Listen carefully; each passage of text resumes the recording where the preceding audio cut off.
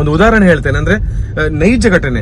ಕಳೆದು ಹೋಗಿರುವಂತ ನನ್ನ ದುಡ್ಡು 5 ನಿಮಿಷದಲ್ಲಿ ಮತ್ತೆ ನನಗೆ ಹಿಂದಿರುಗಿಸಿಕೊಟ್ಟಿದ್ದಾರೆ ಬೂಡು ಭಗವತಿ ಅಮ್ಮ.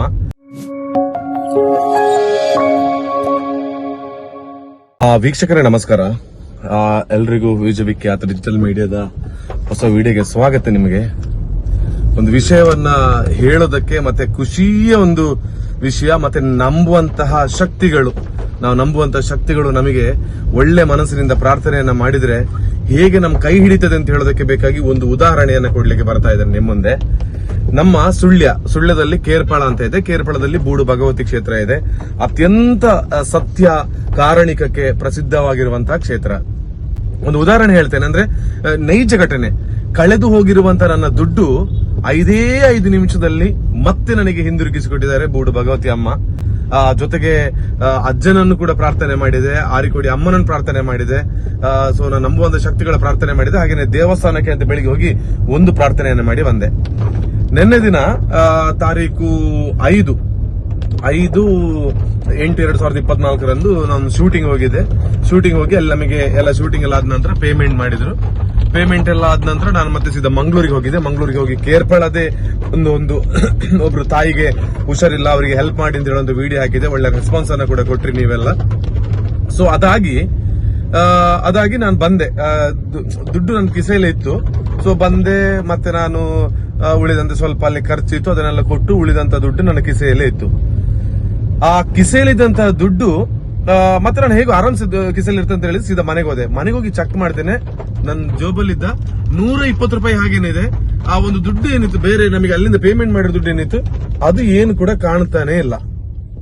ಆ ದುಡ್ಡು ಕಾಣ್ತಾನೆ ಇಲ್ಲ. ನನಗೆ ತುಂಬಾನೇ ಟೆನ್ಷನ್ ಆಯ್ತು. ಯಾಕೆಂತ ಹೇಳಿದ್ರೆ ಕೆಲಸ ಮಾಡಿ ಒಂದು ಕಷ್ಟಪಟ್ಟು ಎಲ್ಲೆಲ್ಲೋ ಹೋಗಿ ಬಂದು ತೆಗೆದುಕೊಂಡಿರೋ ದುಡ್ಡು ತುಂಬಾ ಬೇಜಾರಾಯ್ತು. ಬೆಳಿಗ್ಗೆವರೆಗೆ ಒಂದಷ್ಟು ನಿದ್ದೆ ಕೂಡ ಬರಲಿಲ್ಲ. ಹಾಗೆ ಎಂತ ಮಾಡೋದು, ಇಡೀ ಹುಡುಕಿದೆ. ಬೆಳಿಗ್ಗೆ ಬಂದು ಕಂಪ್ಲೀಟ್ ಹುಡುಕಿದೆ, ಎಲ್ಲೆಲ್ಲ ನಿನ್ನ ಹೋಗಿದ್ದೇನೆ ಎಲ್ಲ ಹುಡುಕಿದೆ, ಇಲ್ಲ, ದುಡ್ಡೇ ಇಲ್ಲ.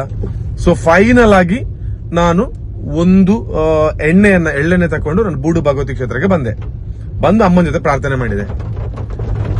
ಅಮ್ಮ, ನನಗೆ ಸಿಗಬೇಕು, ಆ ದುಡ್ಡು ನನಗೆ ಸಿಗಬೇಕು ಪ್ಲೀಸ್ ಅಂತ ಹೇಳಿ ನಾನು ಒಂದು ರಿಕ್ವೆಸ್ಟ್ ಮಾಡಿದೆ. ಹಾಗೆ ಆರಿಕೋಡಿ ಅಮ್ಮನನ್ನ ಪ್ರಾರ್ಥನೆ ಮಾಡಿದೆ, ಅಜ್ಜನನ್ನು ಪ್ರಾರ್ಥನೆ ಮಾಡಿದೆ. ಹೀಗೆ ಪ್ರಾರ್ಥನೆ ಮಾಡಿ ನಾನು ಇಲ್ಲಿ ಬಂದು ಎಣ್ಣೆ ಇಟ್ಟು ನಾನು ಕೈ ಮುಗಿದು ನಾನು ಹೋಗಿ ಸ್ಟುಡಿಯೋಕ್ಕೆ ಹೋಗಿ ನೋಡ್ತೇನೆ. ಸ್ಟುಡಿಯೋದ ಒಳಭಾಗದಲ್ಲೇ ಈ ಅಮ್ಮನ ಅನುಗ್ರಹದಿಂದ, ಬೂಡು ಭಗವತಿ ಅಮ್ಮನ ಅನುಗ್ರಹದಿಂದ, ಆರಿಕೋಡಿ ಅಮ್ಮನ ಅನುಗ್ರಹದಿಂದ, ಹಾಗೇನೆ ಅಜ್ಜನ ಅನುಗ್ರಹದಿಂದ, ನಂಬುವಂತ ಎಲ್ಲ ಶಕ್ತಿಗಳ ಅನುಗ್ರಹದಿಂದ ಆ ದುಡ್ಡು ಅಲ್ಲೇ ಇದೆ.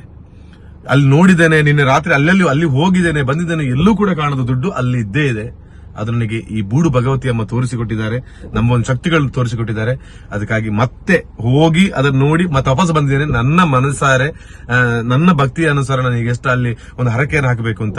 ಸೊ ಇದು ನನ್ನ ಕಣ್ಣ ಮುಂದೆ 5 ನಿಮಿಷದಲ್ಲಿ ನಡೆದಿರುವಂತಹ ಪವಾಡ. ಇದೇ ನನ್ನ ಬೂಡು ಭಗವತಿ ಅಮ್ಮ ನನಗೆ ಆ ಒಂದು ಪವಾಡವನ್ನ ತೋರಿಸಿಕೊಟ್ಟಿದ್ದಾರೆ. ಅಮ್ಮನಿಗೆ ಎಷ್ಟು ಥ್ಯಾಂಕ್ಸ್ ಹೇಳಿದ್ರು ಕಮ್ಮಿನೇ. ತುಂಬಾನೇ ಖುಷಿ ಆಯ್ತು. ಸಣ್ಣ ವಿಷಯ ಇದು, ದೊಡ್ಡ ವಿಷಯ ಏನಲ್ಲ, ಆದ್ರೂ ನಿಮ್ ಜೊತೆಗೆ ಒಂದು ಶೇರ್ ಮಾಡುವಂತಾಯ್ತು.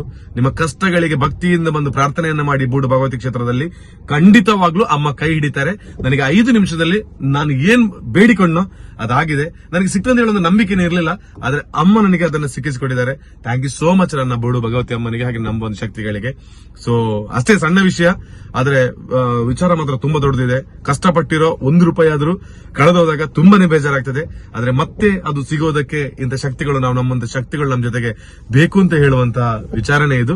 ಸೊ ಹೋಗಿ ಕೈ ಮುಗ್ದು ಬರ್ತೇನೆ. ಸಾಧ್ಯ ಆದ್ರೆ ಸುಳ್ಯದ ಕೇರ್ಪಾಳದಲ್ಲೇ ಇದೆ ಬೂಡು ಭಗವತಿ ಅಮ್ಮ. ಯಾರು ಇರೋದಿಲ್ಲ, ಬೆಳಿಗ್ಗೆ ದೀಪ ಇಟ್ಟು ಹೋಗ್ತಾರೆ. ಪ್ರತಿ ಸಂಕ್ರಮಣಕ್ಕೆ ಓಪನ್ ಆಗ್ತದೆ. ಉಳಿದ ಸಂದರ್ಭದಲ್ಲಿ ಯಾರು ಇರೋದಿಲ್ಲ, ನಾವೇ ಬರ್ತೇವೆ, ಕೈ ಮುಗಿತೇವೆ, ಹೋಗ್ತೇವೆ. ಸೊ ಇದು ಇಲ್ಲಿಯ ಅಮ್ಮನ ಪವಾಡ ಶಕ್ತಿ.